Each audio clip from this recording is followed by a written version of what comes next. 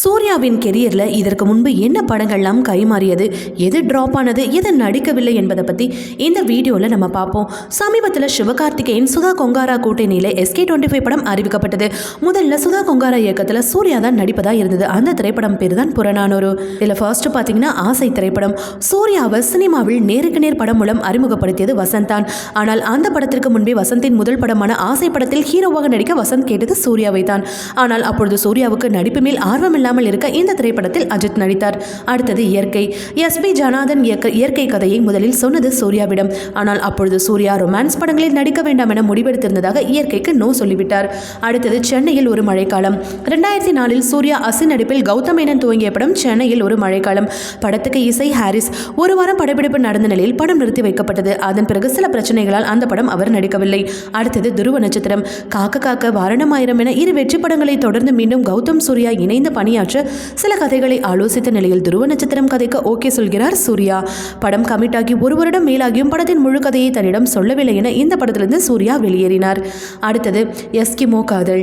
சூதுகவும் படத்திற்கு பிறகு எஸ்கிமோ காதல் என்ற கதையை சூர்யாவுக்கு சொல்லியிருக்கிறார் நலன். சூர்யாவும் ஓகே சொல்ல முழுக்க காதல் கதையான அதை படமாக்க பரபரப்பாக தயாரானார் நலன். அதுக்கப்புறம் அந்த படமும் வேண்டாம் என்று சூர்யா ஒதுங்கிவிட்டார். அடுத்தது சூர்யா பாரஞ்சித். மெட்ராஸ் படத்தின் வெற்றிக்கு பிறகு பாரஞ்சித் சூர்யா நடிப்பில் ஒரு படம் இயக்குவதற்கான வேலைகள் நடந்தது. ஆனால் அப்பொழுது ரஜினிகாந்த் படத்தை இயக்க வாய்ப்பு ரஞ்சித்துக்கு அமைய கபாலி காலா என அடுத்தடுத்து 2 படங்களில் பிஸியாகிட்டாரு. அடுத்தது சூர்யா ஹரி.